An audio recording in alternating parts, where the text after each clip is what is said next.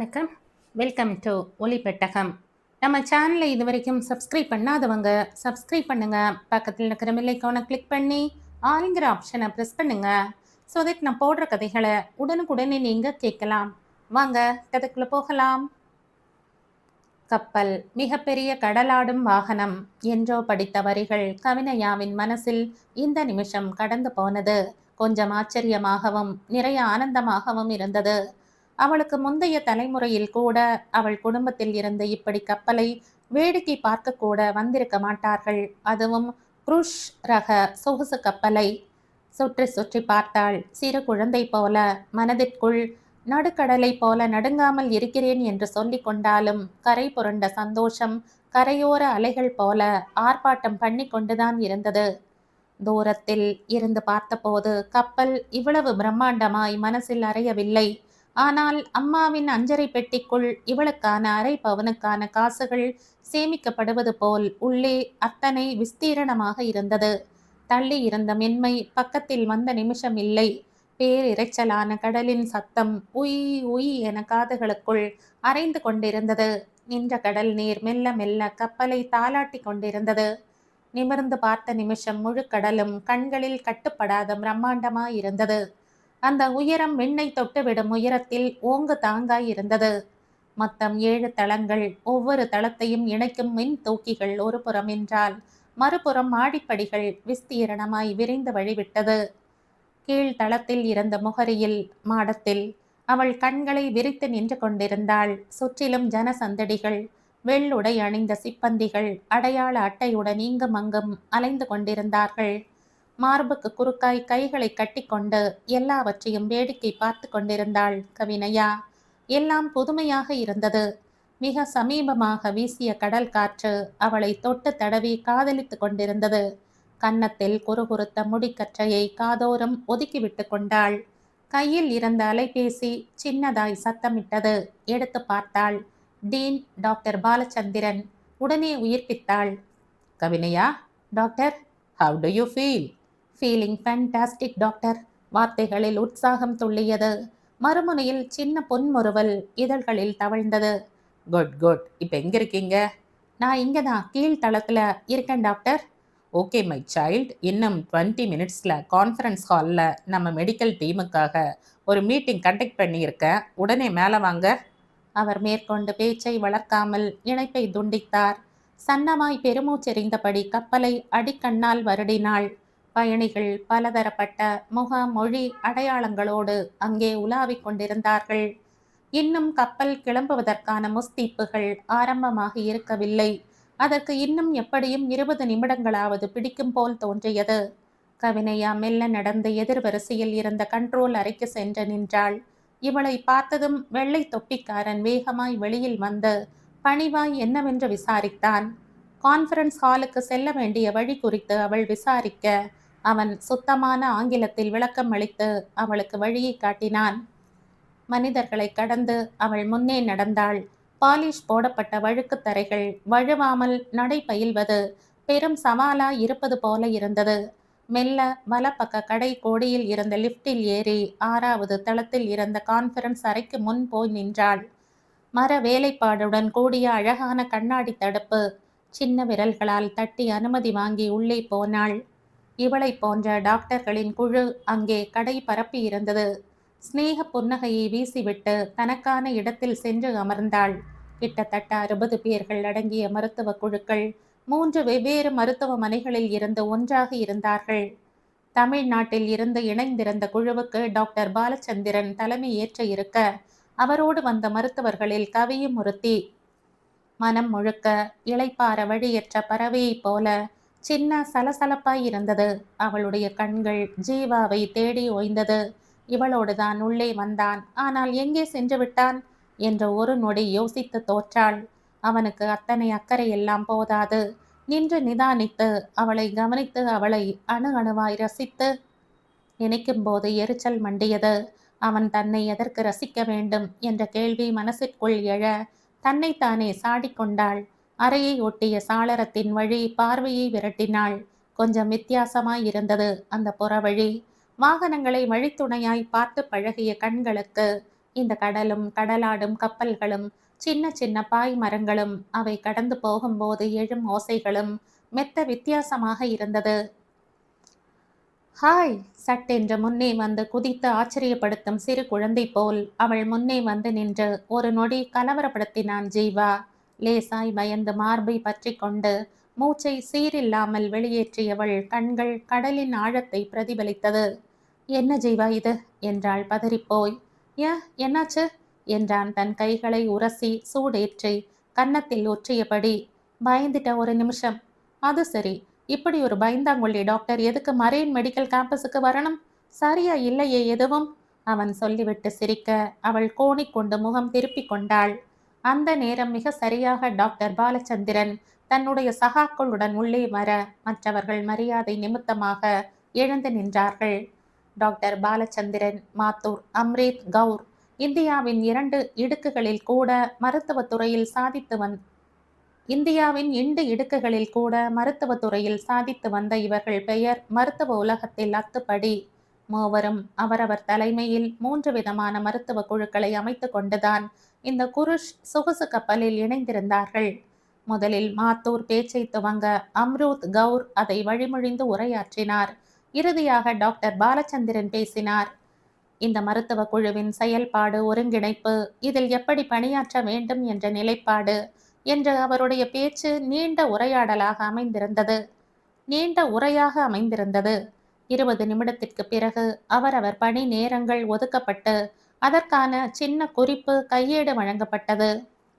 வழிகாட்டு நெறிமுறைகள், பயணிகளை எந்தெந்த நேரத்தில் பரிசோதிக்க வேண்டும் என்ற விவரக்குறிப்பு, பயணிகளின் நாட்பட்ட நோய்கள் இருப்பவர்கள் குறித்த தகவல்களும் அங்கே பரிமாறப்பட்டது. தனக்கான குறிப்போடு அறையை விட்டு வெளியில் வந்தாள் கவினையா. ஒருமுறை கையேட்டை திருப்பி பார்த்து கொண்டாள். கைப்பையில் அதை பத்திரப்படுத்தி கொண்டு முன்னே நடக்க முற்பட்டவளை ஜீவாவின் குரல் தடுத்தது. ஹலோ டாக்டர் மேடம், நில்லுங்க. வேகமாக இவளை நோக்கி நடந்து வந்தான். பம் என்று இருந்த அவனுடைய கேசத்தை காற்று கை நுழைத்து விளையாடி கொண்டிருந்தது. புன்னகை தவழ்ந்தது இருவரின் முகங்களிலும். சொல்லுங்க டாக்டர், எதுக்கு இந்த டாக்டரை இத்தனை அவசரமா கூப்பிட்டுட்டு வந்தீங்க? என்றாள் முகத்தில் தொக்கிய புன்னகையோடு. இல்ல, நீங்க பாட்டுக்கு பட்டிக்காட்டா மிட்டாய் வண்டியை வேடிக்கை பார்க்குற மாதிரி பார்த்துட்டு நின்னா என்ன அர்த்தம்? இது என்னவோ தனி உலக மாதிரி இருக்கு கவி. என்னால இந்த கப்பலை முழுசா என் கண்களால அள்ளிக்க முடியும்னு தோணல, அவன் சொல்லிவிட்டு சிரித்தான். அதுக்காக எங்கிட்ட கண்ணை கடன் வாங்க வந்திருக்கீங்களா ஜீவா? ஆ, இது வேறையா? உன் பார்வை வேற, ஏன் பார்வை வேறம்மா. சரி, வீட்டுக்கு இன்ஃபார்ம் பண்ணிட்டியா? அவன் கேட்டதும் தான் நினைவு வந்தவளாக அவன் முகம் பார்த்தாள். ஏன் ஜீவா, இங்கிருந்து எப்படி சிக்னல் சரியா கிடைக்குது? ஆச்சரியமா இல்ல?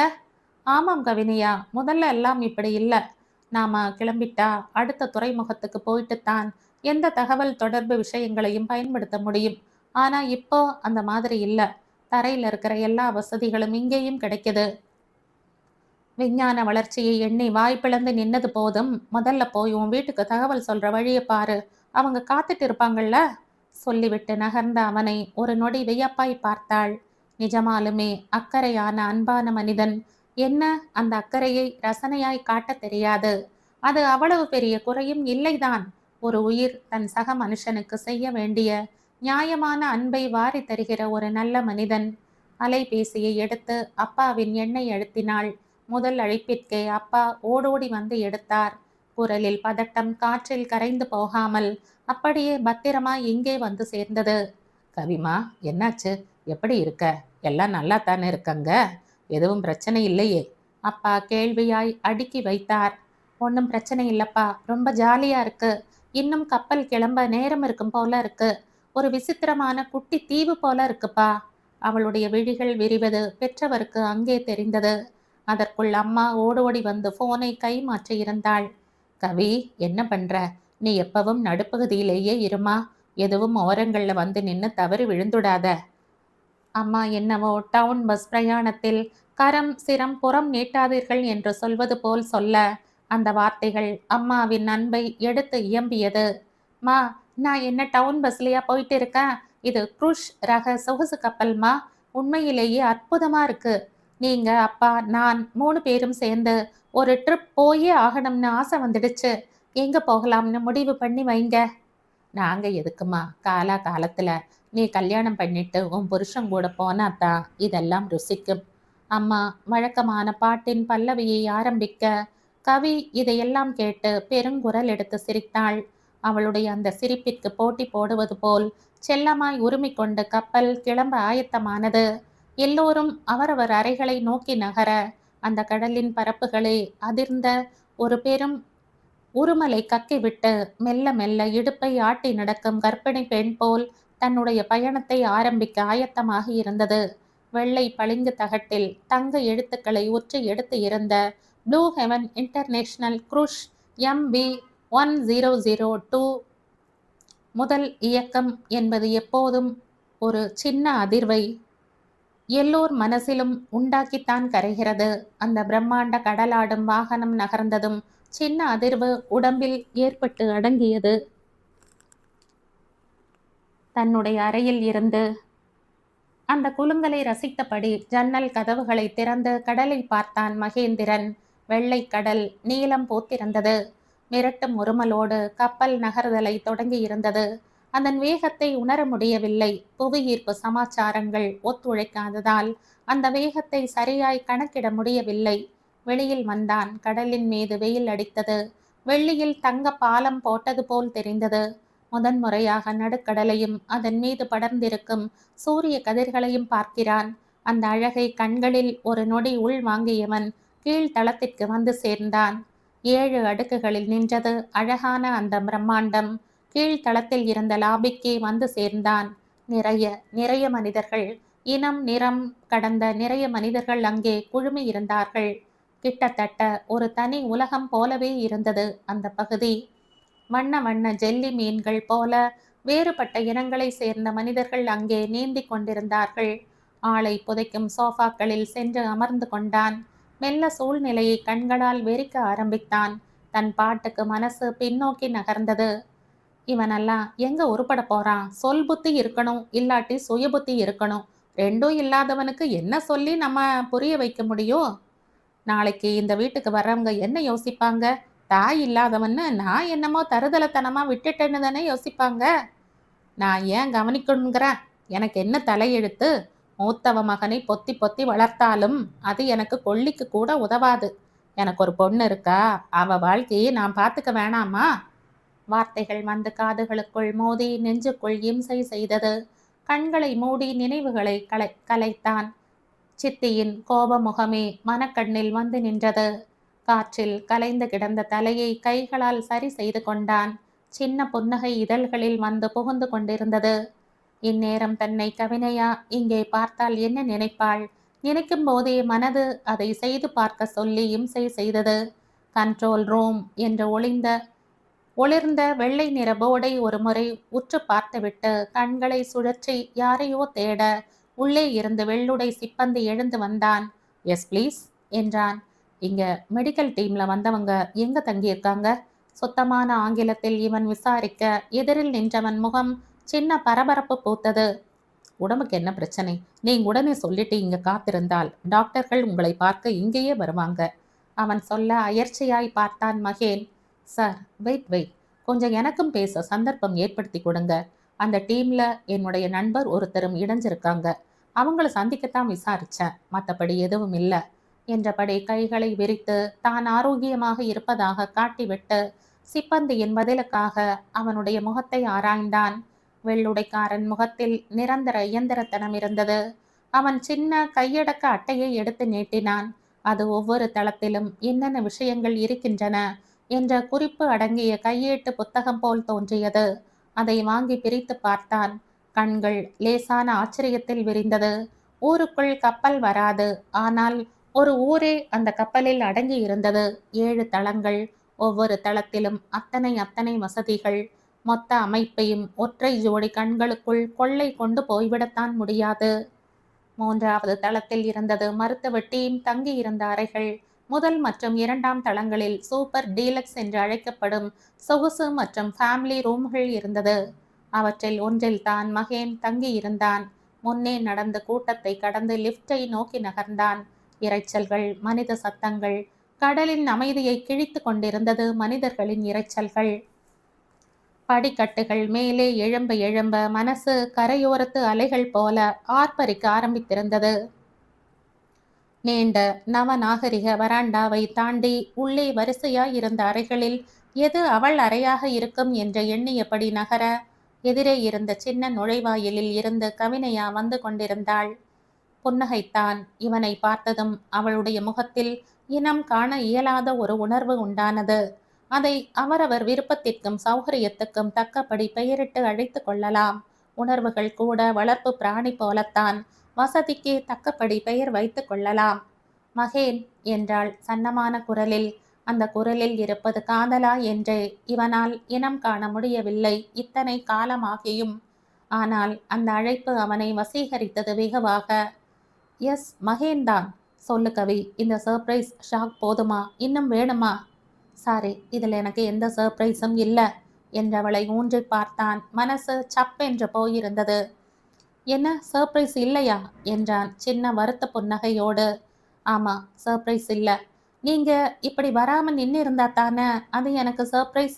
சொல்லுங்க, இப்படியே இருந்தா இதுக்கு என்னதான் முடிவு? அழகாய் அலத்து கொண்டவளை புன்னகை முகமாய் பார்த்தான். நான் முடிவுக்காக உன்னை தேடி தேடி வரல கவினையா, ஒரு அழகான ஆரம்பத்திற்காக வர. அதாவது உனக்கு புரியுதா? ச்சு, அவள் அலப்பாய் சொல்லிவிட்டு கடலை வேடிக்கை பார்க்க ஆரம்பித்தாள். அவனுடைய அன்பு அடி வாங்கினாலும் அதொன்றும் அவனுக்கு புதிதில்லை என்பதால் அமைதியாக நின்றான். எப்போதுமே அவனுக்கு அவளிடம் இருந்து முடிவுகள் தேவைப்பட்டது இல்லை. முடிவுறாத உறவுதான் அவனுக்கு விருப்பமானதாய் இருக்கிறது எப்போதுமே. கவி அழைத்தபடி அங்கே வந்த ஜீவாவின் கண்கள் சின்னதாய் எரிச்சலை துப்பியது. மகேன் இங்கு எப்படி என்றான் இமைகளை குறுக்கி. பதில் சொல்லாமல் கவினையாவை குறும்பாய் மகேன் பார்த்திருக்க அவள் பதில் இல்லாத தவிப்பில் நின்றாள். ஜீவாவின் கண்களில் இன்னும் இன்னும் எரிச்சல் மண்டியது. வெடுக்கன அவனிடம் இருந்த பார்வையை பிரித்து கொண்டான். Okay, leave it. கவி டீன் டைம் அலாட் செய்யறதுக்காக நம்ம எல்லாம் ரூமுக்கு இன்வைட் பண்ணி இருக்காரு. போலாமா? மகேனின் புறம்பே திரும்பாமல் கேட்டான். தன்னை அங்கிருந்து நகர சொல்கிறான் என்று செய்கையால் உணர்த்திய ஜீவாவை மனதிற்குள் சபித்தபடி கவியிடம் விடை பெற்று கொண்டு வெளியில் வந்தான். வானம் இன்னும் அருகில் நெருங்கி வந்திருப்பது போல் முட்டி கொண்டு இருந்தது. கடலின் மீது கிடந்த வானத்தை இப்போதுதான் முதன் முதலில் தரிசிக்கிறான். இதற்கு முன்பு பார்த்தது எல்லாம் பூமியில் கிடந்த வானத்தைத்தான். இப்போதுதான் முதன் முதலில் கடலின் வானத்தை கண்ணால் காண்கிறான். மக்கள் குதூகலித்து கொண்டு இருந்தார்கள். கப்பல் என்ற ஒற்றை சொல் அத்தனை மந்திரம் செய்திருந்தது. முன்பெல்லாம் கப்பல் பயணிகள் தங்கள் குடும்பங்களோடு தொடர்பு கொள்ள துறைமுகத்திற்கு சென்றால் ஒழிய வழியற்று இருந்தது. ஆனால் இப்போதெல்லாம் குரூஷ் ரக கப்பல்களில் தங்கள் குடும்பங்களை எட்டி பிடிக்க தொலை தொடர்பு வசதியும் குறைவர கிடைத்தது. எல்லோரும் தத்தம் உறவுகளை அழைத்து உணர்ச்சிகளை கொட்டி கொண்டிருந்தார்கள். விவரிக்கவும் விளக்கவும் சந்தோஷப்படவும் பகிர்ந்து கொள்ளவும் அவர்களிடம் நிறைய விஷயங்களும் இருந்தது, உறவுகளும் இருந்தது. சின்னதாய் பெருமூச்சை பிரசவித்து கனமான கடல் காற்றில் கலக்க விட்டான். எத்தனை நாள் ஆனாலும் இவன் எங்கு சென்றிருக்கிறான் என்று விசாரிக்க தரையில் யாரும் இல்லை. நம்மை சுற்றி இருப்பது உறவில்லை, நம்மை சூழ்ந்து அன்பு செய்வதுதான் நல்ல உறவு. அப்படிப்பட்ட உறவுகளை மகேன் உணரவே இல்லை. கழிவிறக்கத்தை விரட்டிவிட்டு மிக உறுதியாக இருந்த இரும்பு தடுப்பிற்கு பின்னாக நின்ற வேடிக்கை பார்க்க ஆரம்பித்தான். வெற்ற தண்ணிதான், ஆனாலும் ஏதோ சுவாரஸ்ய மனதிற்குள் உண்டானது. ஐ ஆம் அருளானந்தம், எக்ஸ் சர்வீஸ் மேன். பின்னால் ஒலித்த கணீர் குரலை கேட்டு சட்டென்று திரும்பி பார்த்தான். இரும்பு தடுப்பில் ஊன்றியிருந்த காலை எடுத்து சமதளத்தில் வைத்தான். அந்த அருள் ஆனந்திற்கு 70 நெருங்கிய வயதிருக்கும். ஆனால் மிடுக்கான உடையும் அவரின் கம்பீரமும் வயதை முழுசாய் முழுங்கி இருந்தது. விலை உயர்ந்த ஷர்ட் அணிந்திருந்தார். ஐ ஆம் மகேந்திரன். கை நீட்டினான். பற்றி கொள்ளாமல் உற்று பார்த்தார். என்ன என்பது போல் பொருவம் நெறித்தான். நான் எக்ஸ் சர்வீஸ் மேன்னு சொன்னேன். அவர் சொல்லிவிட்டு குறும்பாய் சிரிக்க அவர் என்ன கேட்கிறார் என்று அறிந்து கொள்ள சில மணித்துளிகளை எடுத்துக்கொண்ட மகேன் இப்போது பெருசாய் சிரித்தான். புரியுது சார் நீங்க கேட்க வர்றது. ஐ ஆம் எக்ஸ் ஸ்டூடெண்ட். அதுக்கு முன்னாடி எக்ஸ் குழந்தை. இப்படி உங்களுக்கு பிடிச்ச எதை வேணா போட்டுக்கங்க. அவன் சொல்லிவிட்டு குறும்பாய் சிரிக்க தன்னையும் அதில் பொருத்தி கொண்டார். தமிழா என்றார் ஆர்வமுடன். இவன் ஆமாம் என்ற தலையசைக்க அவர் முகத்தில் அவ்வளவு சந்தோஷம் பூத்தது. அப்பாடா, இந்த ஜனசாகரத்துல என் உணர்வுகளை பங்காட எனக்கு ஒரு மொழி துணை கிடைக்காம போயிடுமோன்னு எனக்கு இருந்த அச்சத்தை அந்த கடல் தாய் தீர்த்து வச்சிட்டா. அவர் சரளமாய் கண்களை மூடி கவிதையைப் போல் பேச அவன் வெகுண்டு போய் நின்றான். அவர் கண்களை திறந்து மெல்ல சிரித்தார். அந்த சிரிப்பில் இனம் காண முடியாத தெய்வீகம் ஒளிந்து கிடந்தது போல் தோன்றியது அவனுக்கு. சார் கவிஞரா என்றான் கொஞ்சம் ஆச்சரியமாய். இந்த நிமிஷம் இன்ஸ்டன்ட் கவிஞன் அம்புட்டுதான். எண்ணத்தை சொல்ல, நம்மளை விட சின்னவங்க கூட நட்பு வச்சுக்க என்னென்னவோ வித்தையெல்லாம் செய்ய வேண்டியிருக்கு பாரேன் சொல்லிவிட்டு அவர் நிமிர்ந்து பார்க்க கொஞ்சம் சுவாரஸ்யமான நபர் போல்தான் இருந்தார். தமிழ்நாட்டில் எங்க சாருக்கு ஃபேமிலி கூட தான் வந்திருக்கீங்களா கேட்டவனை ஒரு நொடி உற்று பார்த்தார். கண்கள் லேசாக கலங்கியது போல் இருந்தது. ஆனால் நொடி பொழுதில் தன்னை சுதாரித்த அவர் தள்ளி கடலில் தள்ளாடிய கட்டுமரத்தை வெறித்தார். சொல்லலாம், இன்னும் 17 நாள் சேர்ந்தேதான பயணம் செய்ய போறோம். இப்படியே எல்லாம் சொல்லிட்டா சுவாரஸ்யம் தீர்ந்து போயிடும் இல்லையா? பேசலாம் யங் மேன். அவன் தோளில் அழுத்தமாக தட்டினார். அவரை பார்க்க பாவம் போல் தோன்றியது மகேனுக்கு. அவர் வாழ்க்கை சரியாக இல்லை. எல்லாம் சரியாக இருப்பவன் எப்போதும் தன்னை வெளிப்படுத்தி கொள்ள தயங்க மாட்டான். எப்போது சில கேள்விகளை மனிதர்கள் விரைந்து கடக்கிறார்களோ, ஒன்று அந்த கேள்விக்கு அவர்கள் பதில் சொல்ல தன்னை தயாரிக்க வேண்டும், அல்லது பொய்யை தயாரிக்க வேண்டும். அவர் வேகமாய் அந்த இடத்தை விட்டு மாடியை நோக்கி நகர்ந்து கொண்டிருந்தார். அவன் கண்கள் அவர் முதுகை வெறித்து கொண்டிருந்தது. அவனுடைய மனம் கவியை ஏனோ எண்ணியது. கையில் காஃபி கோப்பைகளுடன் ஜீவா டைனிங் ஹாலை நோக்கி நகர கவி அவனிடம் கோப்பையை பெற்றுக்கொண்டு மறக்காமல் நன்றி சொன்னாள். கையில் இருந்த கோப்பைகளை கப்பல் சீராக தாளாட்டுவது போல் இருந்தது. இயல்பாகவே உடல் தள்ளாடுவது போன்ற உணர்வாகத்தான் இருந்தது அனைவருக்குமே. இன்னும் கடல் வாழ்க்கை பழக்கத்திற்கு வந்திருக்கவில்லை. கவி, சொல்லுங்க ஜீவா. கவி, பாலச்சந்திரன் சார் சொன்ன விஷயங்களை சரியோ ஃபாலோ பண்ணிட்டியா? கோப்பையை உதட்டில் பொருத்தியபடியே கேட்டான். பண்ணிட்டேன் ஜீவா. எப்படியும் இங்கே மெடிக்கல் ஃபார்மாலிட்டிஸ் முடிச்சுட்டு தான் வந்திருப்பாங்க. இதில் டெய்லி நமக்கு எதுக்கு இந்த தேவையில்லாத வேலையெல்லாம் கேட்டவளை சின்ன சிரிப்போடு பார்த்தான்.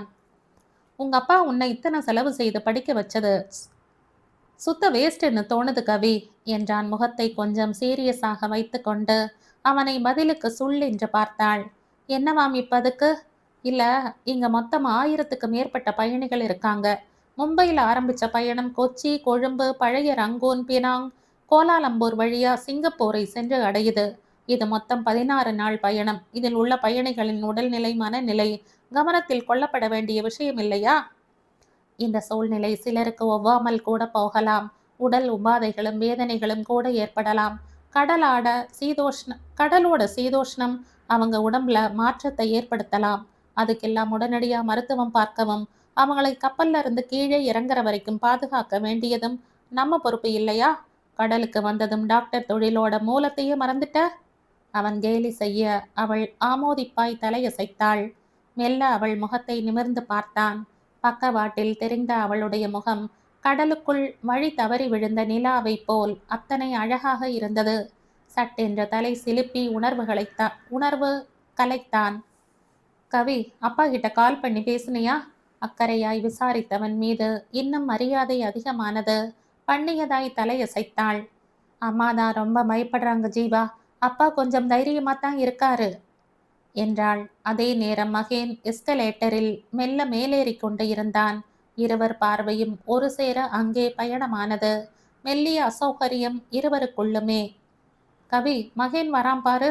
நீ பேசிட்டிரு, நான் கிளம்புறேன். அவனுடைய குரலில் வெறுப்பின் உச்சம் இருந்தது. இருங்க ஜீவா, மகேனை பார்த்ததும் எழுந்து போறது நாகரிகம் இல்ல. நாம பார்க்கறதையும் அவர் பார்த்தாச்சு. ப்ளீஸ் கொஞ்சம் இருந்து பேசிட்டு போங்க. குரலில் கனிவு மிகுந்திருக்க அந்த கனிவு அவனுக்கானது என்ற உணர்வே ஜீவாவுக்கு ரசிக்கும்படி இல்லை. ஷிட், இத்தனை பாந்தம் பார்க்கிற தகுதியான ஆள் அவன் இல்ல. எனக்கு உன்னை விட அவன் அதிகமா தெரியும். உண்மையை சொன்னா நீ அவங்கிட்ட பேசுறதையே நான் விரும்பல. ஆனா உன் மேல அதிகாரத்தை காட்டுற உரிமை எனக்கு இல்ல. அதனால நீ தாராளமா பேசிட்டு வா, நான் கிளம்புறேன். மெல்ல எழுந்து வெளியில் வந்தான். ஜீவா ஒரு சின்ன சிரிப்பை கூட சிந்தாமல் கடந்து போவதை பார்த்து கொண்டே நடந்து வந்தான் மகேந்திரன். கவியா, எப்படி இருக்க? நல்லா இருக்க. முகத்துல சுரத்தே இல்லையே. நான் உன்னை தொந்தரவு பண்றதா நினைக்கிறையா என்றான் அப்பாவியாக. அவனை எரித்து விடுவது போல் பார்த்தாள். இந்த கேள்வியை உங்க மனசாட்சியை பார்த்து கேளுங்க.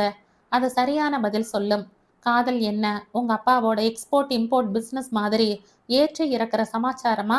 அதுக்கு உணர்வு பூர்வமான ஒரு பந்தம் வேணும். நமக்கு ஒருத்தர் பிடிச்சா மட்டும் போதாது, அவங்களுக்கும் நம்மை பிடிக்கணும். மெடிக்கல் காலேஜ்ல சீட் கிடைக்கிறது என்ன அவ்வளவு சாதாரணமான விஷயமா என்ன? அப்படி கிடைச்ச சீட்டை அல்ப காரணங்களுக்காக சண்டை போட்டு தொலைச்சிட்டு இப்படி உங்களுக்கான எந்த சுய முகவரியும் இல்லாம உட்கார்ந்துட்டு இருக்கீங்க. உலகத்திலேயே பொறுப்பும் அக்கறையும் இல்லாத மனுஷன்னா நீங்க மட்டும்தான். கேட்டா காதல் மண்ணாங்கட்டின்னு விளக்கம் வேற. எனக்கு உங்களை பார்த்தா கோபமும் ஆத்திரமும் தான் வருதே தவிர காதல் வரமாட்டேங்குது. அதுவாது புரியுதா? உங்க மேல காதல் வந்திருந்தா அதுக்காக என் அப்பா கிட்ட நான் கண்டிப்பா போராடி இருப்பேன். இல்லாத காதலுக்காக அவர்கிட்ட எப்படி போராட? கத்தி விட்டு எழுந்து அவ்விடத்தை விட்டு வேகமாக சென்றவளை பார்த்து கொண்டே இருந்தான். இல்லாத காதலா அல்லது இது சொல்லாத காதலா என்ற கேள்வி மனசிற்குள் வந்து எட்டி பார்த்தது. சன்னமாய் பெருமூச்சு வந்தது. அந்த பெருமூச்சு இங்கே வீசிய உப்பு காற்றின் கனத்தை விட கூடுதலான அழுத்தமாக இருப்பது போல் இருந்தது. கடலை சுமப்பது கூட அத்தனை கடினமில்லை. இந்த காதலை சுமப்பது என்றா அறிய தத்துவ மனசிற்குள் தோன்றத்தான் செய்தது. அலைபேசியை கீழே வைத்த தாமோதரனின் நெற்றியில் சுருக்க கோடுகள். போன்ல யாருங்க? ஜீவா தான். அடடே, ஜீவா தம்பியா? கவி பேசினாளா? எப்படி இருக்காங்களாம்? ஒன்றும் பயமில்லையே. நம்ம பரம்பரையில் கப்பலில் போன முதல் ஆள் நம்ம கவிதான். அதுவும் வைத்தியம் பார்க்க. வரிசையாய் கேள்வியாய் கேட்ட மனைவியை எரிச்சலாய் பார்த்தார். வாயை மூடு கொஞ்ச நேரம். அந்த மகேன் அங்கேயும் போயிருக்கானாம். எத்தனை நெஞ்சழுத்தம் என்ற தாமோதரனின் மூச்சு சீரற்று கோபத்தை இறைத்தது. பத்மா, இதெல்லாம் எப்படித்தான் முடியும்? எனக்கு நினைச்சாலே குமட்டிட்டு வருது. அந்த பயலை ஒரேடியா முடிக்கலாம்னு சொன்னா உன் மக வாய் திறக்க மாட்டேங்கிறா. எனக்கு வர வர கவி மேலேயும் நம்பிக்கை இழந்துட்டு வருது. என்னங்க பேச்சு இது? பின்ன இந்த சனியம் பிடிச்சவன் இப்படி பின்னாடி சுத்துறான்னு தானே அவளை ஜீவாவை கல்யாணம் பண்ணிக்க சொல்லி அத்தனை வற்புறுத்துறோம். ஆனா பிடி கொடுக்க மாட்டேங்கிறா. இதுக்கெல்லாம் என்ன அர்த்தம்? அவன் மனசுலையும் ஏதோ இருக்குன்னு தானே அர்த்தம். சரி, கவி காலையில் ஃபோன் பண்ணும்போதாவது மகேன் வந்திருக்கிற விஷயத்தை சொன்னாளா பாரேன். அதுதான் ரொம்ப ரொம்ப ஆத்திரத்தை மூட்டுது. மேல் மூச்சு இறைக்க சொன்னவருக்கு என்ன பதில் சொல்வது என்று அறியாமல் அமர்ந்திருந்தார் பத்மா. வரிசையாய் சீட்டு கட்டுகள் போல சமச்சீராக இருந்தது அங்கே இருந்த அறைகள் எல்லாம். விலை உயர்ந்த வேலைப்பாடான கதவுகளில் ஒய்யாரமாய் தொங்கிய பிளாட்டின நிறத்து எண்களை பார்த்து கொண்டு இருந்தான் மகேந்திரன். 7வது தளத்தில் இருந்த நீண்ட கான்ஃபரன்ஸ் ஹாலில் அமர்ந்திருந்தான் மகேன். அவனுடைய கண்கள் வெளிப்புறத்தை விரக்கி கொண்டிருந்தது. நீர் அலைகளை காற்று தலை கலைத்து கொண்டு இருந்தது. அந்த அழகை ரசித்து கொண்டு அமர்ந்திருந்தான். ஓரிரு லான்ச்சுகளும் போட்டுகளும் இவர்களை கடந்து போனது. வாழ்க்கையில் முதன்முறையாக கடல் டிராஃபிக்கை கண்ட சந்தோஷம் மனசுக்குள் விதிர்த்தது. பயணங்களில் அர்த்தமும் அழுத்தமும் இருக்கத்தான் வேண்டும். அது இல்லாத பயணத்தில் என்ன பெரும் சந்தோஷம் வாய்த்துவிடப் போகிறது? நினைவுகளை தேக்கி வைக்க வாழ்க்கையில் அழகான சம்பவங்களின் தொகுப்பு தேவைப்படுகிறது. சம்பவங்களே சலித்து போய் அமர்கின்ற நாட்களில் அசை போட்டு தன்னைத்தானே மீட்டு கொள்ள காரணியாக அமைகிறது. வாழ்க்கையும் அப்படித்தான். இங்கே சுவாரஸ்யங்களும் சந்தோஷங்களும் வந்து சேராத வாழ்க்கையின் மீது அத்தனை லயிப்பு ஏற்பட்டு விடுவதில்லை. இன்னும் இந்த பயணத்தை கம்பீரமாக வாழ்ந்திருக்கலாம் என்ற எண்ணம் வந்தபோது புன்முறுவல் உண்டாவதை தவிர்க்க இயலவில்லை. கண்களை மூடிக்கொண்டான். இமை தடுப்பிற்குள் அவனுடைய கருமணிகள் அலை பாய்ந்து கொண்டு இருந்தது. அவனுடைய மனமும் சேர்ந்து கொண்டது. என்னையா இத்தனை அழகான கடல்! எட்டி பிடிக்கிற தூரத்தில் வானம். அங்கே இருந்து யாரோ காயப்போட்ட துணி மாதிரி மேகம். கடலுக்கு மேலே இருக்கிற வானம் கண்ணாடி மாதிரி கடல்ல தன் முகம் பார்த்துட்டு இருக்கு. இதையெல்லாம் ரசிக்காம இப்படி கண்ணை மூடிட்டு உட்கார்ந்து இருக்கிய யங் மேன். தோளில் கை விழுந்தது. கண் திறந்து பார்த்தான். அருளானந்தம் நின்று கொண்டு இருந்தார். யூத் என்ற வாசகம் அடங்கிய ஷர்ட் அணிந்திருந்தார். அதை வாசித்து பார்த்த மகேனின் கடை இதழில் புன்னகை வந்து அப்பிக்கொண்டது. அவன் பார்வை குறும்பாய் கழுவிய பகுதியை பார்த்து அவருடைய இதழ்களிலும் புன்னகை உதயமானது. என்னவாம் இப்போ என்பது போல் புருவம் உயர்த்தி கேட்டார். இல்ல ஷர்ட்ல என்னவோ இருக்க மாதிரி. அவன் கேட்டதும் அவர் பெரும் குரல் எடுத்து சிரித்தார். சிரிக்கும்போது அவருடைய கண்கள் விகாசித்து விரிந்தது. முகம் இந்த வயதிலும் அழகை சிந்தியது. சிரித்து சிரித்து கண்களில் இருந்து உப்பு கரித்த ஒரு துளி கடல் சிந்த அதை ஒற்றை விரலால் துடைத்து கொண்டார். யூத்துங்கிறது என்னமோ எல்லாரும் நினைக்கிற மாதிரி உடம்பும் தோற்றம்னு நினைச்சியா யங் மேன்? அது சட்டைக்கு பின்னாடி ததும்புற மனசு. பின்ன இந்த வயசுலயும் எதையும் ரசிக்காம சூன்யம் பிடிச்ச மாதிரி வெறிச்சிட்டு உட்கார்ந்துருக்கிற உன்னை விட நான் இளைஞன்தான். நீ அறுத பழசான தொண்டு கிழவன். அழுத்தமாய் முதுகில் தட்டினார். மகேனுக்கு அந்த அன்பு பிடித்திருந்தது. சின்ன ஆதங்கம் கூட அடிமனசில் உண்டானது. இந்த 28 வயசிலும் கைப்பிடித்து இது போன்ற வெளிச்சத்தை காட்டி நம்பிக்கையை ஏற்படுத்தும் உறவுகள் வாய்க்கவில்லை. அப்பாவின் அன்பில் கடமையும், சித்தியின் அன்பில் காழ்ப்புணர்வும், உறவுகளின் அன்பில் உதாசீனமும், கவினையா காட்டிய அன்பில் பயமும் மட்டுமே அவன் அறிந்தது.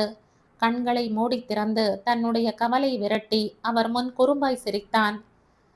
காதல் முடிந்து போன காலத்துல காதலை பத்தி பேசுறீங்க சார். எஸ், எனக்கு வேணா காதல் முடிந்து போய் இருக்கலாம். ஆனா இந்த உலகம் உள்ள நாள் மட்டுக்கும் காதல் யாருக்காவது புதுசா பிறந்துட்டே தான் இருக்கும். பட் ஒன் திங், காதலுக்கு நீ சொல்ற மாதிரி உடல், வயது, தோற்றம் இப்படி அடையாளம் எல்லாம் தேவையே இல்லை. அதெல்லாம் உனக்கு சொன்னா புரியாது. ஏன்னா நீ சின்ன பையன். அவருடைய கூற்றுக்கு விழி விரித்து ஆச்சரியம் காட்டும் முன்னர் ஜீவாவும் கவியும் வர மகேனின் கண்கள் லேசாய் விரைந்து முகம் முழுக்க நிறைந்தது. அவனுடைய மாற்றத்தை உள் வாங்கிக் கொண்டு பெரியவர் அமர்ந்திருந்தார். கவி, அவன் அங்க இருக்கான். நீ பேசாம என் கூட வரணும். பற்களை கடித்து கொண்டு ஜீவா சொன்னதை துளி கூட ரசிக்கவில்லை கவி. அவர் என் எதிரி இல்ல ஜீவா, நண்பரும் இல்ல. அதை நானும் அவரும் மட்டும்தான் முடிவு செய்ய முடியும் ஜீவா என்றாள் எரிச்சல் மண்ட. உன் அப்பாவும் முடிவு செய்யலாம் இல்ல? எனக்கு இப்படி உன்னை கட்டுப்படுத்துறதெல்லாம் சுத்தமா பிடிக்கல. ஆனா என்னை திரும்ப திரும்ப அதைத்தான் செய்ய வைக்கிற. நான் போறேன். உனக்கு என்ன தோணுதோ அதை செய். இதமே இல்லாத வார்த்தைகளை பேசிவிட்டு முகப்பட்டா காட்டிய குதிரை போல் அவன் போக்கில் நகர்ந்தான். ஜீவா முகத்தில் கடுமை ஏற்றி இருந்தாலும் மெல்ல மெல்ல அந்த பகுதியை கடந்து போக முற்பட கவியும் அதனையே செய்ய இயலாமல் கால்கள் பின்ன நின்றாள். அந்த அங்கீகாரமே மகேனுக்கு பெரும் சந்தோஷத்தை தந்தது. அருகில் நின்ற ஜீவாவின் புறமாக திரும்பி தயக்கமாய் பார்க்க அவன் தோள்களை குலுக்கி கொண்டு அங்கிருந்து விலகி நடந்தான். கவி மகேந்திரனை நோக்கி நடந்து வந்தாள். கடல் கன்னி ஒருத்தி கால் முளைத்து நடந்து வந்தது போல் இருந்தது. புன்னகை முகமாய் அருகில் வந்து அமர்ந்தவளை பார்த்து கொண்டே இருந்தான். அவன் பார்வை வீச்சில் கடல் கொதிப்பது போல் அவளுக்கு உணர்வாக பார்வையை தாழ்த்தி தளம் பார்த்தாள். அருளானந்தம் மெதுவாய் குரல் செருமி தன்னுடைய இருப்பு உணர்த்த லேசாய் தலை அசைத்து வெட்கப்பட்டு சிரித்தான். யாரோ கொஞ்ச நேரத்துக்கு முன்னாடி காதல் முடிஞ்சு போச்சுன்னு காணாமல் போன அறிவிப்பை வாசிச்சுட்டு இருந்தா. அவர் குறும்பாய் கேட்டு கண்ணடிக்க கவினையா எதுவும் புரியாமல் திருவென விழித்தாள். சார், தர்ம சங்கடமாய் அவரை பார்வையால் அடக்கிவிட்டு கவினையாவின் புறமாய் திரும்பினான். சார், இது கவினையா, என்னோட ஃப்ரெண்ட். கவி, நீ நம்பாட்டியும் இதுதான் நிஜம். இந்த ஓல்டு மேன் என்னுடைய ஃப்ரெண்டு தான். இவன் சொல்லிவிட்டு சிரிக்க அவர் முகம் லேசாய் சுண்டி போக அதையும் ரசித்தான். ஜோக் இருக்கட்டும் கவி. Such a Zam person. என்னவோ கண்டதும் காதல்ங்கிற மாதிரி சார பார்த்ததும் அத்தனை ஒட்டுதல் என்றான் கண்களால் அவர் முகம் வருடி. விரைப்பாய் பார்த்தார் ஆர்மி மேன். அந்த கம்பீரத்தை மீறியும் சின்ன கனிவு வழிந்தது. கவி சிறிது நேரம் அமர்ந்து பேசிவிட்டு அங்கிருந்து விலகி போனாள். அவள் செல்லும் திசையை கண்களால் ஆராய்ந்தபடி அமர்ந்திருந்தான் மகேன். அருளானந்தம் கேலியோடு அவன் முகம் நோக்கினார். என்னையா, காதலா? குறும்பாய் கேட்டுவிட்டு கண் சிமிட்ட என்ன பதில் சொல்வது என்று அறியாமல் விழித்தான். தெரியல சார், என்ன பதில் சொல்றதுன்னு. இது காதலும் காதல் இல்லாத நிலையும் சேர்ந்த புது கலவை என்றவனை வினோதமாக பார்த்தார். ஆனால் அவனோ கவி உதிர்த்துவிட்டு போன புன்னகைக்கு கிறங்கி கிடந்தான். ஹோய் ஹோய்யா, ஹோய் ஹோய்யா. தூரத்தில் கொச்சின் துறைமுகத்தை சமீபித்து கொண்டிருக்கிறோம் என்பதற்கான அடையாளமாய் மீன்பிடி படகுகள், லவுஞ்சுகள் ஓடும் சத்தம் கேட்டது. மீன்பிடிக்க செல்லும் மீனவர்களின் களைப்பு பாடல் தூரமாக ஒலித்து கொண்டிருந்தது. மோட்டார் போட்டுகளின் சத்தம் கடல் பரப்பின் சலசலப்பை மீறி கவனம் கேறிக்கொண்டு இருந்தது. பீங் என்ற அந்த வினோத சத்தத்தில் சலனமில்லாத நீர்ப்பரப்பு சதிராடியது.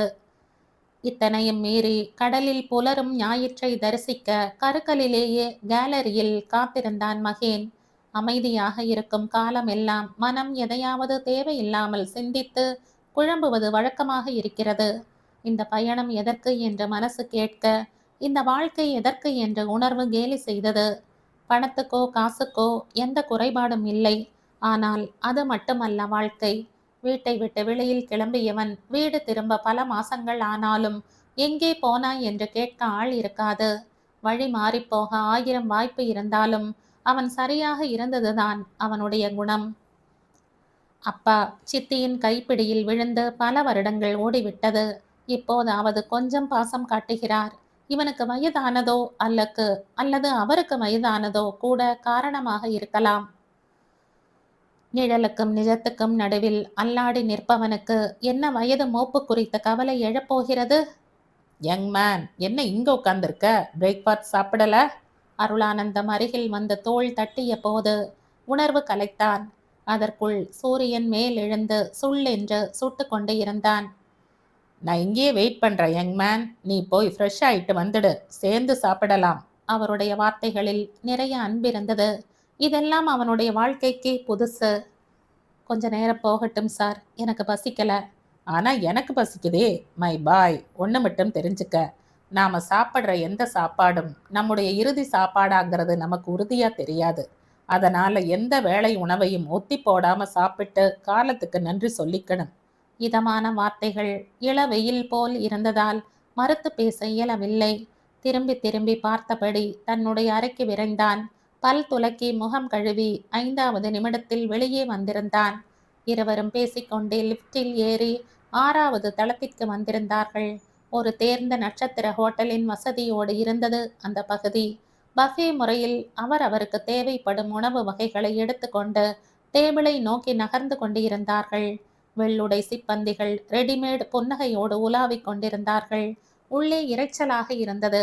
அறையின் மூலையில் கிடந்த இருக்கையில் ஜீவாவும் கவினயாவும் பேசி சிரித்தபடி உணவருந்தி கொண்டிருக்க மகேனின் பார்வை நிலை குத்தி வெறித்த இடத்தை திரும்பி பார்த்தார் அருளானந்தம். மெல்ல அவன் தோளில் தட்டினார். அந்த தீண்டலில் இருந்த அன்பு அந்த நிமிஷம் தேவையானதாக இருந்தது. இருவரும் சோஃபாவில் அமர ஜீவா இவர்களை பார்த்தும் பாராதது போல் கவினயாவுடனான பேச்சை தொடர்ந்து கொண்டு இருந்தான். இவர்களுக்கு முதுகு காட்டி அமர்ந்திருந்த கவியோ இவனுடைய வரவை அறியாதவளாய் அமர்ந்திருந்தாள். வரவு அறிந்திருந்தாலும் அவள் அப்படித்தான் இருப்பாள் என்று அவனுக்கு மட்டும்தான் தெரியும். கவியை பற்றிய அவனின் கற்பனைக்கும் நிஜத்துக்கும் நடுவே நிறையவே தூரம் இருந்தது என்பது மகேந்திரனுக்கும் நன்றாகவே தெரியும். இருவரும் பெரும் பேச்சு சுவாரஸ்யத்தில் இருந்தார்கள். சில நொடிகள் கண்களை மூடி அமர்ந்திருந்தான். சட்டென்று எழுந்து கொண்டவனை பதறிப்போய் பார்த்தார் அருளானந்தம். ஹே யங் மேன், உட்காரு. இதுக்கெல்லாம் சீரியஸ் ஆகக்கூடாது. அவர் இவன் கை பற்றி இழுத்து அமர வைக்க முயற்சிக்க சிறு புன்னகையுடன் மறுத்து தலையசைத்தான். இல்லை சார், நீங்க சாப்பிட்டுட்டு வாங்க, நான் கீழே வெயிட் பண்றேன், எனக்கு பசிக்கல. அவருடைய வற்புறுத்தலுக்கு இடம் கொடாமல் விடுவிடுவென எஸ்கலேட்டரை நோக்கி நகர்ந்தான். நகரும் படிக்கட்டு மெல்ல மெல்ல கீழே இறங்கியது. அவனுடைய மனம் மேல் நோக்கி எழும்பியது. நினைவுகள் ரப்பர் பந்தை போல் எத்தனை ஆழமாக புதைத்து வைத்தாலும் அடுத்த நொடி மிதந்து வந்து இம்சிக்கும். சென்னை மருத்துவக் கல்லூரி பொறுப்பை ஏற்கவும் பொறுப்பில்லாத விளையாட்டுத்தனத்தை தொலைக்கவும் காத்திருந்த பருவம். ஸ்டெதஸ்கோப்பை கைகளில் இடுக்கிக் கொண்டு வெள்ளை அங்கியை கைகளில் அணைத்தபடி வருங்கால கனவோடு அங்கே சேவை சிறகு விரிக்க காத்திருந்தன மருத்துவ பறவைகள். என்னதான் பிரச்சனைகளை தூக்கி சுமந்து வாழ்கின்ற வாழ்க்கையானாலும் மகேனை உயிர்ப்போடு வைத்திருந்தது கல்வியும் மருத்துவராகி சேவை செய்ய வேண்டும் என்ற கனவு மட்டும்தான். யார் தன்னை புறக்கணித்தாலும் தன் தாயின் லட்சியப்படி தான் ஒரு மருத்துவனாகியே தீர வேண்டும் என்ற கனவை தான் புறக்கணித்து விடக்கூடாது என்பதில் உறுதியாக இருந்தான் மகேந்திரன். எல்லாமுமே இருந்தும் எதுவும் இல்லாத ஒரு வாழ்க்கை அவனுக்கு என்ற கழிவிறக்கத்தை மேலெழுந்து வேலை செய்ய விடாமல் மனசை எப்போதும் அவன் துடிப்பாய் வைத்திருந்தான். தன்னை சுற்றி எப்போதும் நண்பர்கள் கூட்டம். அவர்களின் தேவையை கவனிப்பதும் அவர்களுக்கு ஏதாவது பிரச்சனை என்றால் முன்னே போய் நிற்பதுமாக. கல்லூரியில் அவன் ஒரு ஹீரோவாக சுற்றி கொண்டிருந்தான். எல்லாம் கவினையா வரும் வரைக்கும் தான்.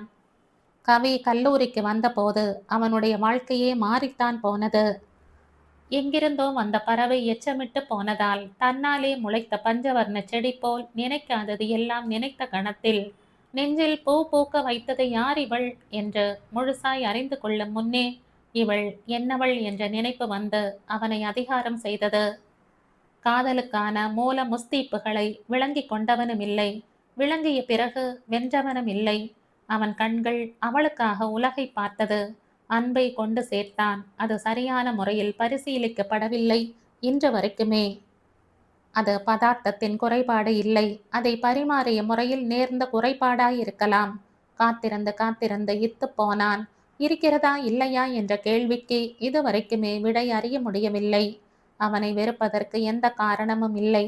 ஆனால் நேசிப்பதற்கு தயக்கம் காட்டினாள் கவினையா. காதல் மீதுள்ள தனிப்பட்ட பயத்தினால் விளைந்த முடிவாகத்தான் அது இருந்தது. தன்னுடைய எல்லையை விட்டு ஒரு அடி எடுத்து வைக்கவும் உள்ளுக்குள் ஆயத்தம் இல்லாமல் இருந்தாள். ஆனால் அவனை ஏற்றுக்கொள்ளாமல் தவிர்ப்பதற்கு காரணம் தன்னால் வந்து சேர்ந்தது. ஆய்வு கூடத்தில் கவினையா இருந்தபோது அவளை ஒரு சக மாணவன் கிண்டல் செய்ய, அந்த சமயம் அங்கே வந்த மகேன் அவனை நைய புடைத்து விட்டான். அடிபட்டவன் பெரும் புள்ளியின் வாரிசு. அரசியல் செல்வாக்கு உள்ளவன் வேறு சும்மா இருப்பானா? விஷயம் கல்லூரி நிர்வாகத்திற்கு போனது. 3 மாதங்கள் அதனால் சஸ்பெண்ட் செய்யப்பட, அத்தோடு விட்டிருந்தால் விஷயம் ஓய்ந்திருக்கும். சஸ்பெண்ட் செய்யப்பட்டதற்கு பழிவாங்க தன்னுடைய நண்பர்களோடு சேர்ந்து போய் அவனை அடித்து விட்டு வர தன்னுடைய அரசியல் செல்வாக்கால் அந்த பையனின் அப்பா இவனை செல்லா காசாக்கி கல்லூரியை விட்டு வெளியேற வைத்தார். அம்மாவின் கனவு பொய்யாகி போக இவன் உருப்பட்டு விடுவானோ என்ற சித்தியின் பயம் தன்னால் இல்லாமல் போனது. இழந்த பிறகுதான் முழு மதிப்புமே அவனுக்கும் தெரிந்தது. எத்தனை முயன்றும் அவனால் மீளவே முடியவில்லை. 3 வருடங்களோடு மருத்துவ கனவு முடிந்து போனது. அடுத்து என்ன செய்வது என்று அறியாமல் இவன் தவிக்க, வழிகாட்டவும் வழி நடத்தவும் ஆட்கள் இல்லாமல் அவன் அங்கேயே தேங்கி போனான். அவனுடைய வீழ்ச்சிக்கு மட்டுமே காத்திருந்த சித்திக்கே இது அற்புத வாய்ப்பாய் போனது. அவனோடு வந்தவர்களும் அவனுக்கு பின்னால் வந்தவர்களும் கடந்து போய்க் கொண்டிருக்க அவன் மட்டும் நின்ற இடத்திலேயே நின்றான். காலம் அதற்காக கவலைப்படாமல் கைவிட்டு கரைந்து கொண்டிருந்தது. எந்த கவினையாவிற்காக இத்தனையும் செய்தானோ அவளும் இவனை புரிந்து கொள்ளாமல் போனதுதான் பலனற்று போன அவனின் தியாக காதல் வரலாறு. கொழும்பு துறைமுகம் மெல்லிய குளிர்காற்று வீசியது. அது குளிர்காலத்திற்கும் மழை காலத்திற்கும் இடைப்பட்ட காலமாதலால் மெல்லிய குளிர் போர்வையை மழை ஆடைகளை குளிர் போர்வையை மழை ஆடை கலைத்து கொண்டிருந்தது.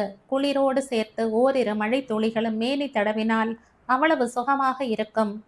எங்கிருந்து விழுந்தது என்று அறிய முடியாத மழை துளிகள் மனிதர்களை ஆசிர்வதித்து கொண்டிருந்தது. எரிவாயுவும் குடிநீர் தேவைகளும் அங்கே நிறைவேற்றப்பட்டு கொண்டிருந்தன. கீழ்த்தளத்தில் இருந்த எமர்ஜென்சி அறையில் இருந்த தீ அணைப்பு மற்றும் ஏனைய பாதுகாப்பு பொருட்களின் தர நிர்ணயம் நடந்து கொண்டிருந்தது. போட் ரூமில் இருந்த அவசர கால படகுகளை சோதித்து அறிந்து கொண்டு இருந்தார்கள். தளங்கள் சுத்தப்படுத்தப்பட்டு கழிவுகளை அகற்றும் பணி விரைந்து நடந்து கொண்டிருந்தது.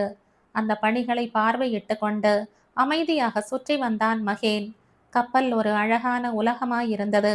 நிஜத்திற்கும் நிழலுக்கும் இடையே என திருசங்கு வாழ்க்கை போல் தரையில் இருப்பதற்கும் தண்ணீரில் மிதப்பதற்குமான வாழ்வியல் தூரங்கள் கடக்க முடியாததாய் இருப்பதுதான் வருத்தமான நிஜம். யங் மேன், ஸ்மோக் பண்றியா? பக்கத்தில் வந்து சின்னதாய் கண் சிமிட்டு சிரித்த அருளானந்தம் இப்போது அவனுடைய பார்வைக்கு குழந்தை போல தெரிந்தார். குளிரும் மழையும் இருந்தாலும் வெயிலும் தன் பங்குக்கு வேலை செய்து கொண்டுதான் இருந்தது. நங்கூரம் இட்ட போதும் எதிர்காற்றின் வினையூக்கியால் கப்பல் மெல்ல மெல்ல தலையாட்டி கொண்டு இருந்தது. அது தொட்டிலில் குழந்தையை தூங்க வைக்க அம்மா செய்யும் சின்ன விளையாட்டு போல் இதமாக இருந்தது. பழக்கம் இல்லை சார், ஆனால் நீங்களும் இங்கே ஸ்மோக் செய்ய அனுமதி இல்லை. ரேடார் வெளிப்பக்கம் நடப்பதை மட்டுமல்ல, உள்பக்கம் நடப்பதையும் கண்காணிச்சுட்டு தான் இருக்கும். வீல் ரூம், என்ஜின் ரூம் தவிர்க்கணும் நிச்சயமா. வாங்க ஓரமா போயிடலாம். அவரை அழைத்து கொண்டு வெளியில் வந்தான். தூரத்தில் டால்பின்கள் சீட்டி அடித்தபடி துள்ளி குதித்து கொண்டு இருந்தன. டால்பின்களை எல்லாம் வழிபோக்கர்களாக பார்க்கும் சுகானுபவத்தை சொல்ல வார்த்தைகளும் இல்லை, வர்ணிக்க கவிஞனும் இல்லை. தள்ளி வந்து அனுமதிக்கப்பட்ட இடத்தில் நின்று கொண்டார்கள். சிகரெட்டை எடுத்து பற்ற வைத்தவர் ஆழ புகையை இழுத்து விட்டார். அவர் முகத்தையே பார்த்து கொண்டு இருந்தான். சொல்லு யங் மேன், உனக்கு அந்த டாக்டர் பொண்ணு மேல காதலா? திடுதிப்பென அவர் கேட்க ஒரு நொடி புரியாமல் திணறி பிறகு சுதாரித்தான். வெட்கம் கலந்த சிரிப்பு முகத்தில் முளைத்து கொண்டது. எந்த பொண்ணு? புரியாதது போல் கேட்டான். அவர் பெரும் குரல் எடுத்து சிரித்தார். போதும் யங் மேன், என்னவோ நான் பிறக்கும் போதே 50-60 வயசுல பிறந்த மாதிரி நினைச்சுக்காத. ஸ்டில் ஐ ஆம் யங். கண்களை சிமிட்டு விட்டு சிரித்தார். தூரத்து பாய்மரத்தை வெறித்தான். இந்த உணர்வுக்கு என்ன பேர்னு சரியா இனம் காண முடியல என்னால. ரொம்ப அலுப்பா இருக்கு. நீ என் கூட இருந்தா நல்லா இருக்கும்னு நாம சொல்றது மட்டுமல்ல காதல். அதை அவங்களும் உணரணும், உணர வைக்கணும். அது இயலாத போது எந்த வார்த்தைக்கும் அர்த்தம் இல்ல. அப்படி சட்டுன்னு மனம் சோர்ந்து பேசக்கூடாது. காதலை உணர்ந்தாலும் சட்டுன்னு பெண்களால காதலை அங்கீகரிக்க முடியாது. காதலுக்காக மெனக்கட முடியாது. அது அவங்களோட வளர்ப்பா கூட இருக்கலாம். உனக்கு நிஜமாவே அந்த பொண்ணை பிடிச்சிருந்தா அவங்க வீட்டில் போய் பேசிப்பாரு. எனக்கு அதுக்கான தகுதி இருக்குன்னு நான் நினைக்கிறீங்க என்றான் தாடையை நீவிக்கொண்டே. அப்போ அந்த பொண்ணை காதலிக்க மட்டும் உன்னோட தகுதியை நீ யோசிக்கலையா யங் மேன்? தொழிலோ படிப்போ காசோ அந்தஸ்தோ எதுவுமே கல்யாணத்துக்கான தகுதியா இருக்கக்கூடாதுங்கிறது தான் என்னுடைய வாதம். இதெல்லாம் வாழ்க்கைக்கான ஆதாரம். கல்யாணத்துக்கு தகுதி ஒரு உயிர் மேலே இன்னொரு உயிர் காட்ட போகிற பிரேமை. ஆனால் இதை நான் சொன்னால் எவன் கேட்பான்? மறுமுறை புகையை ஆழ இழுத்து வளையமாக வெளியில் தள்ளி வித்தை செய்தார். இப்படி பிரம்மையை பார்த்து பொண்ணு தர அவங்க அப்பா அருளானந்தமாக இருக்கணும். அவர் தாமோதரன் அப்படியெல்லாம் தரமாட்டார். அவர் பார்வையில் நான் மனுஷனே இல்லை, ரவுடி. படிப்பு கெடுத்துட்டு பாதியில் ஓடி வந்த ரவுடி. அவங்க பொண்ணு பின்னால சுத்தர பொறுக்கி. இன்னும் என்னென்ன பேர் வச்சிருக்காரோ. எல்லாம் தெரிஞ்சும் என்னால் அவளை நேசிக்கிறத மட்டும் நிறுத்த முடியல என்றான் வேதனையான குரலில். சிகரெட்டை அணைத்துவிட்டு அவன் அருகில் வந்து அவன் தோள்களை அழுந்த பற்றி கொண்டார். நான் ஒன்று சொல்லவா யங் மேன்? இந்த உலகத்தில் பதிக்கப்பட்ட எந்த முத்திரைகளும் அதன் அடையாளங்களை தொலைத்து நகர்வதில்லை. இது நியதி. உன்னுடைய அன்பு அங்கே பதிக்கப்பட்டிருந்தால் நிச்சயம் அதுக்கான பலன் உன்னை வந்தே சேரும். சிலிர்ப்பாய் இருந்தது அந்த வார்த்தைகள். தோள்களை பற்றிய கைகளை அவனும் பற்றி கொண்டான். இப்படி அவனை யாருமே தேற்றியதில்லை. வெள்ளை சீருடைகளில் நடமாடிய கப்பல் ஊழியர்கள் துறைமுகங்களில் தங்களுடைய பணியை மாற்றிக்கொள்ள பயணப்பட்டு கொண்டிருந்தார்கள். கை குலுக்கி ஒவ்வொருவராய் விடை பெற்று கொண்டு இருந்தார்கள். வெளியேறுவதற்கு முன்னாக அவர்களுடைய உடல்நிலையை சரி செய்யும் மருத்துவ முகாம்கள் அங்கே நடந்து கொண்டிருந்தது.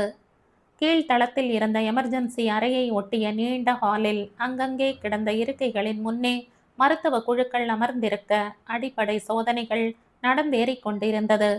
வெள்ளை அங்கேயும் காதில் ஊசலாடிய ஸ்டெதஸ்கோப்பும் ஒரு அழகான ஓவியம் போல் கவினயாவை அவன் கண்முன் கொண்டு வந்து நிறுத்தியது. அந்த இடத்தில் தன்னை நிறுத்தி கொள்ளாமல் முன்னே நடந்தான்.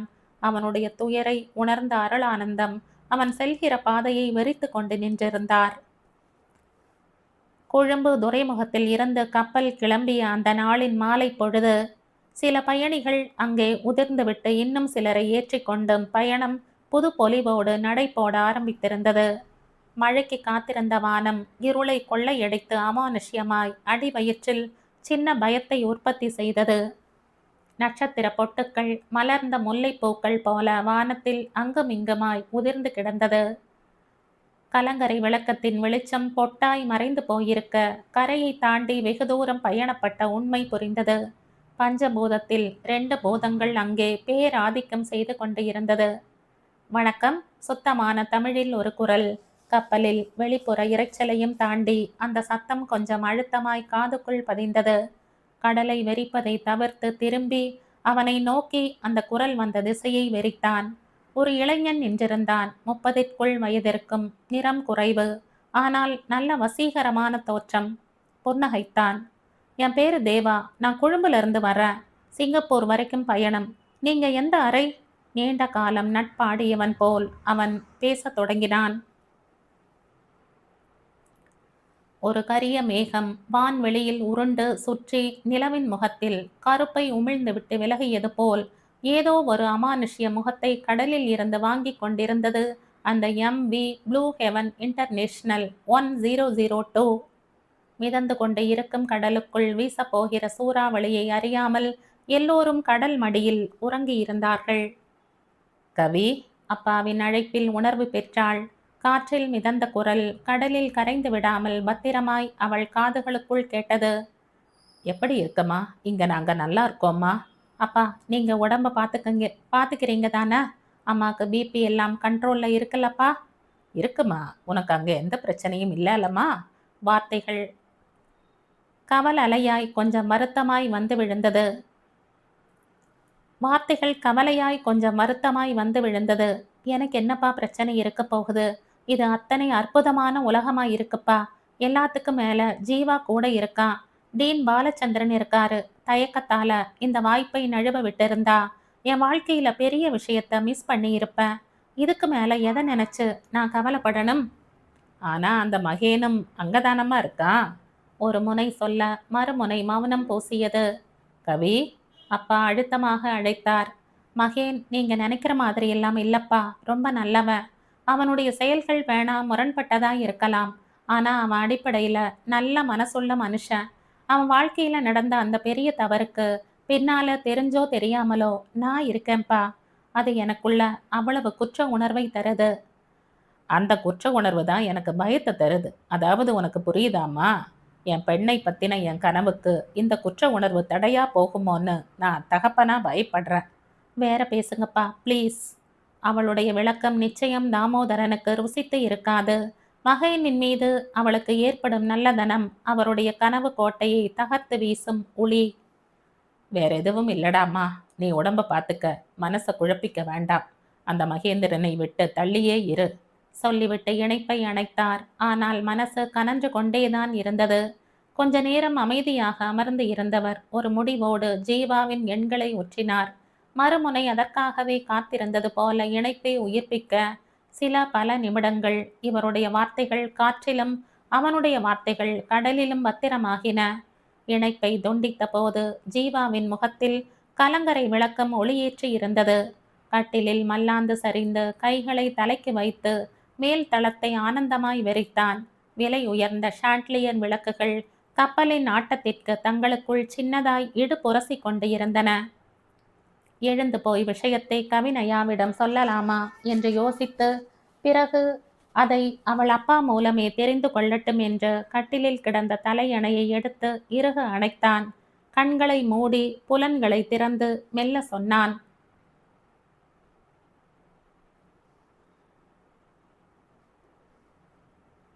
இந்த கதையின் தொடர்ச்சியை அடுத்த பதிவில் கேட்கலாம். நன்றி.